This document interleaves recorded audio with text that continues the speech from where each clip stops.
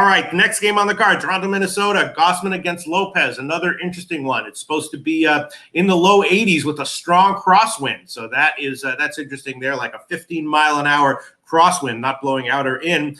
The lines are about even on both sides. Minnesota, a tiny favorite. Last I checked, total is 7.5, juice to the under. Minnesota, of course, returning from Colorado.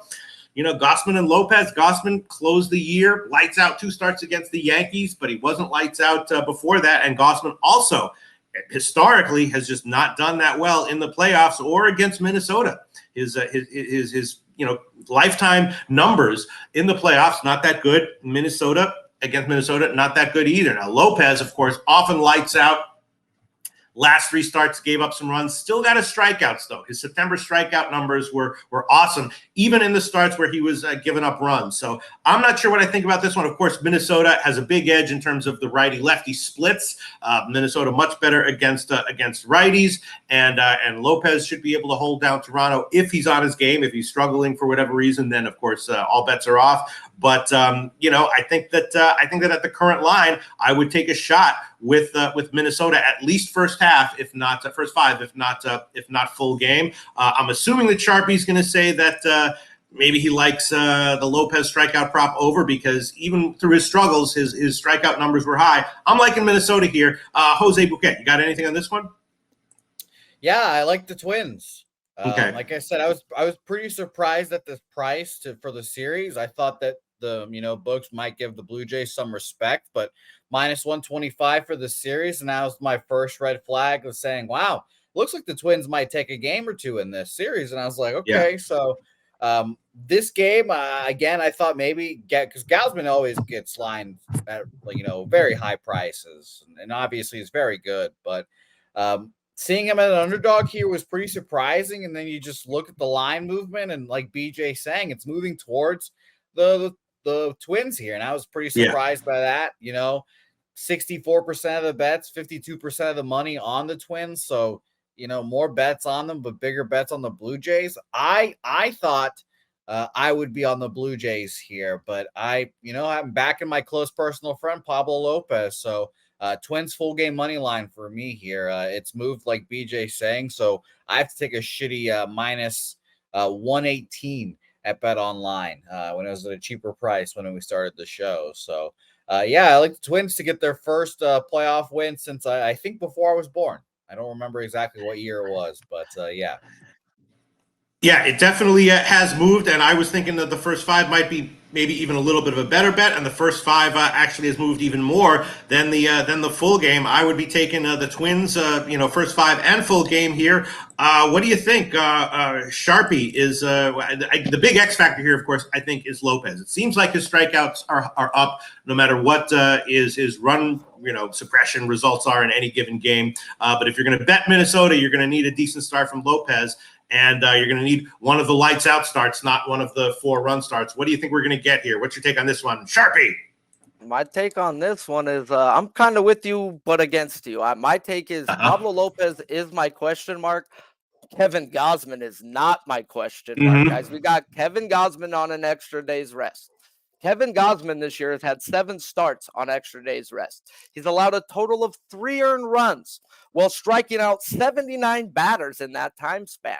One of those games on extra rest was versus these Minnesota Twins this year, where he went out and fucking murked them. 5.1 innings, 4 hits, 1 earned run with 8 strikeouts. Yes, they hit him 15 days later, but I look at 15 days as a back-to-back, and I stay off of guys in back-to-backs. This team is the worst in baseball when it comes to whiffing and chasing.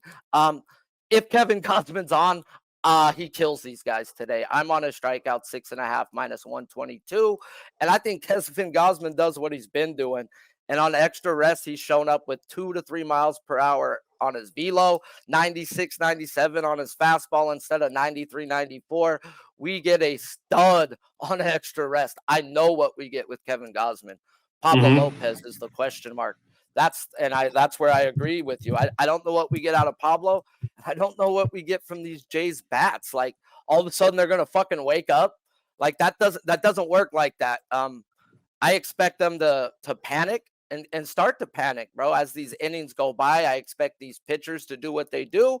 Pablo's got to avoid that 30-pitch inning, as he has that quite a bit, where he either gets popped or ends up just giving up one run, but he runs his pitch count to the moon. So I lean under full game right here, man. I think we get two pitchers that show up and shove, and if one goes 1, 2, 3, the next gets in line. This is a 2-hour baseball game.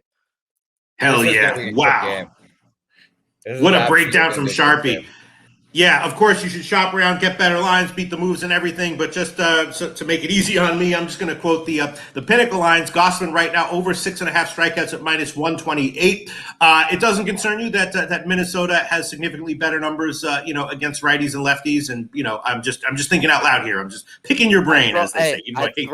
I throw out the numbers, my guy. It's the playoffs, and I look at their whip and chase. That's what I want to look at, and They swing way too much out the zone, and they miss pitches way too much inside the zone. So I'm going to pick on them right here in a spot where you got to throw out the numbers, and I'll look at their analytical numbers that show me that they'll swing at everything. Yeah. Wow. And this Sanderson is a spot where you swing at more because it's the playoffs. Yeah. Sanderson P saying Sharpie spraying, speaking straight truth, fire. I agree with that. Sharpie spraying fire like it's jizz all over the live show. Yeah, that's why he's on here. I think that might be the best bet. I think I'm going to tail it because if whether Lopez is on his game or not doesn't affect Gausman's strikeout situation. And Sharpie, if you don't know what to expect from Lopez, then I don't think anyone knows what to expect from Lopez. It is the big X factor here, isn't it? I would say there's high volatility here though, so I would try to if you were going to bet the side or a total, especially a side, try to take a dog line. If I was going to take Toronto, I would take a -1 or -1.5, and the same thing with Minnesota, maybe factoring in high volatility for Lopez. But the Gausman strikeout prop over, I think, is the best way to go here. Jose Buquet, are you going to tail that? Is there any reason we should do anything else with this game? I mean, I didn't bet first five specifically because I agreed with Sharpie that I thought Gausman might just tear it up here, but the Blue Jays bullpen is the thing that I'm hoping falls apart for them. I like Jordan Hicks, but I think Jordan Romano is bad, so we'll see how that ends up going. But yeah, I'm on the Twins, and I do expect Gausman to pitch well. So I do agree with Sharpie. I mean, I don't bet K props very often, but if I'm betting anyone's K props, it's going to be Sharpie's. So if we look at his last 3 games right now on extra rest, 8 innings, 1 earned run, 10 strikeouts, 6 innings, 0 earned runs, 10 strikeouts. Then it was a back-to-back with the same team. So if he gets a lot of strikeouts, you go under the next time. He still went fucking 7 innings on extra rest, 0 earned runs. Like, I've just learned to back Gausman on extra rest, and they've been doing that a lot lately.